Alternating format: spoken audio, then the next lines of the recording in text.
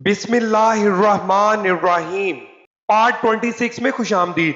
पिछले पार्ट में आपको बताया गया कि कैसे नबी पाक सल्लल्लाहु अलैहि वसल्लम ने अपने तमाम कबीले वालों को इस्लाम की दावत दी, और जब सब उठकर चले गए उसके बाद कुछ दिन तक आप सल्लल्लाहु अलैहि वसल्लम खामोश रहे। फिर आप सल्लल्लाहु अलैहि वसल्लम के पास जिब्राइल अलैहिस्सलाम नाजिल हुए।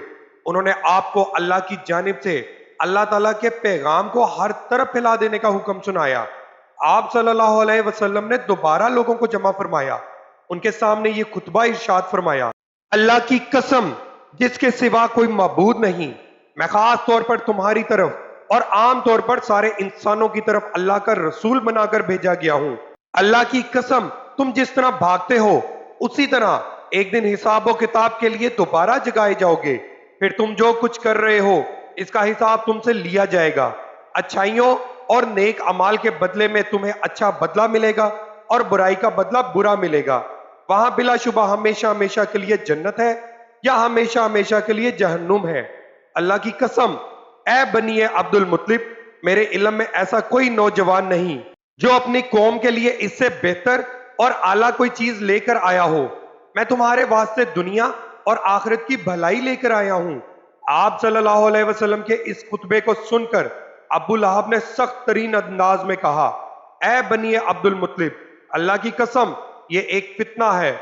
इससे पहले कि कोई दूसरा इस पर हाथ डाले बेहतर यह है कि तुम ही इस पर काबू पा लो। ये मामला ऐसा है कि अगर तुम इसकी बात सुनकर मुसलमान हो जाते हो तो ये तुम्हारे लिए जिल्लत और रिसवाई की बात होगी। अगर तुम इसे दूसरे दुश्मनों से बचाने की कोशिश करोगे तो तुम खुद कत्ल हो जाओगे। इसके जवाब में इसकी बहन यानी नबी अकरम सल्लल्लाहु अलैहि वसल्लम की फूफी सफिया रजी अल्लाह ताला अन्हा ने कहा, भाई अगर अपने भतीजे को इस तरह रिसवा करना तुम्हारे लिए मुनासिब है, और फिर अल्लाह की कसम बड़े बड़े आलिम ये खबर देते आ रहे हैं कि अब्दुल मुत्तलिब के खानदान में से एक नबी जाहिर होने वाले हैं, लिहाजा मैं तो कहती हूं यही वो नबी हैं। अबू लहब को यह सुनकर गुस्सा आया। वो बोला, अल्लाह की कसम ये बिल्कुल बकवास और घरों में बैठने वाली औरतों की बातें हैं।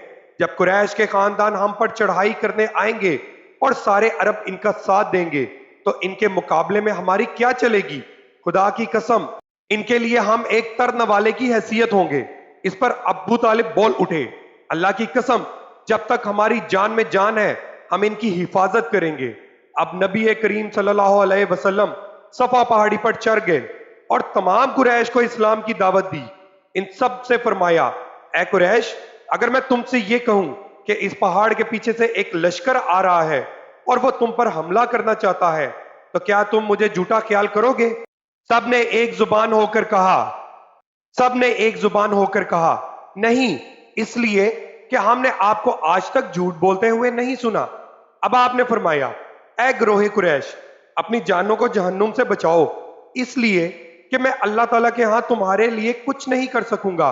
मैं तुम्हें इस जबरदस्त अजाब से साफ डरा रहा हूं जो तुम्हारे सामने है। मैं तुम लोगों को दो कलमे कहने की दावत देता हूं जो जुबान से कहने में बहुत हल्के हैं लेकिन तराजू में बेहद वजन वाले हैं। एक इस बात की गवाही कि अल्लाह के सिवा कोई इबादत के लायक नहीं, दूसरे ये कि मैं अल्लाह का रसूल हूं। अब तुम में से कौन है जो मेरी इस बात को कबूल करता है? आपके खामोश होने पर इनमें से कोई ना बोला तो आपने अपनी बात दोहराई। फिर आपने तीसरी बार अपनी बात दोहराई, मगर इस बार भी सब खामोश खड़े रहे। इतना हुआ कि सब ने आपकी बात खामोशी से सुन ली और वापस चले गए। एक दिन कुरैश के लोग मस्जिद हरम में जमा थे, बुतों को सजदे कर रहे थे। आपने ये मंजर देखा तो फरमाया, ए गिरोहे कुरैश, अल्लाह की कसम तुम अपने बाप इब्राहिम अलैहिस्सलाम के रास्ते से हट गए हो। आपकी बात के जवाब में कुरैश बोले, हम अल्लाह ताला की मोहब्बत ही में तो बुतों को पूछते हैं ताकि इस तरह हम अल्लाह ताला के करीब हो सकें। अफसोस आजकल अनगिनत लोग भी कब्रों को सजदा बिल्कुल इसी ख्याल से करते हैं और खुद को मुसलमान कहते हैं। बहरहाल इस मौके पर अल्लाह ताला ने इनकी बात के जवाब में वही नाजिल फरमाई। उसका तर्जुमा ये है, आप फरमा दीजिए अगर तुम अल्लाह ताला से मोहब्बत रखते हो तो मेरी पैरवी करो। अल्लाह ताला तुमसे मोहब्बत करने लगेंगे और तुम्हारे सब गुनाहों को माफ कर देंगे। कुरैश को यह बात बहुत नागवार गुजरी। उन्होंने अबू तालिब से शिकायत की, अबू तालिब, तुम्हारे भतीजे ने हमारे माबूदों को बुरा कहा है। ہمارے دین میں عیب نکالے ہیں، ہمیں بے عقل ٹھہرایا ہے، اس نے ہمارے باپ دادا تک کو گمراہ کہا ہے۔ اس لیے یا تو ہماری طرف سے آپ نپٹے یا ہمارے اور اس کے درمیان سے ہٹ جائے، کیونکہ خود آپ بھی اسی دین میں چلتے ہیں جو ہمارا ہے، اور اس کے دین کے آپ بھی خلاف ہیں۔ ابو طالب نے انہیں نرم الفاظ میں یہ جواب دے کر واپس بھیج دیا کہ اچھا، میں انہیں سمجھاؤں گا۔ ادھر اللہ تعالیٰ نے حضرت جبرائیل علیہ السلام کو آپ کی خدمت میں بھیجا۔ حضرت جبرائیل علیہ السلام نہایت حسین شکل و صورت میں بہترین خوشبو لگائے ظاہر ہوئے اور بولے، اے محمد، اللہ تعالیٰ آپ کو سلام فرماتے ہیں اور فرماتے ہیں کہ آپ تمام جنوں اور انسانوں کی طرف سے اللہ تعالیٰ کے رسول ہیں، اس لیے انہیں کلمہ لا الہ الا اللہ کی طرف بلائیے۔ یہ حکم ملتے ہی آپ نے قریش کی براہ راست تبلیغ شروع کر دی، اور حالت اس وقت یہ تھی کہ کافروں کے پاس پوری طاقت تھی اور وہ آپ کی پیروی کرنے کے لیے ہرگز تیار نہیں تھے۔ کفر اور شرک ان کے دلوں میں بسا ہوا تھا، بتوں کی محبت ان کے اندر سرایت کر چکی تھی، ان کے دل اس شرک اور گمراہی کے سوا کوئی چیز بھی قبول کرنے میں آمادہ نہیں تھے۔ شرک کی یہ بیماری لوگوں میں پوری طرح سما چکی تھی۔ آپ صلی اللہ علیہ وسلم کی تبلیغ کا یہ سلسلہ جب بہت بڑھ گیا تو قریش کے درمیان ہر وقت آپ ہی کا ذکر ہونے لگا۔ وہ لوگ ایک دوسرے سے بڑھ چڑھ کر آپ سے دشمنی پر اتر آئے، آپ کے قتل کے منصوبے بنانے لگے، یہاں تک سوچنے لگے کہ آپ کا معاشرتی بائیکاٹ کر دیا جائے۔ لیکن یہ لوگ پہلے ایک بار پھر ابو طالب کے پاس گئے اور ان سے بولے، ابو طالب، ہمارے درمیان آپ بڑے قابل، عزت دار اور بلند مرتبہ آدمی ہیں۔ ہم نے آپ سے درخواست کی تھی کہ آپ اپنے بھتیجے کو روکیے۔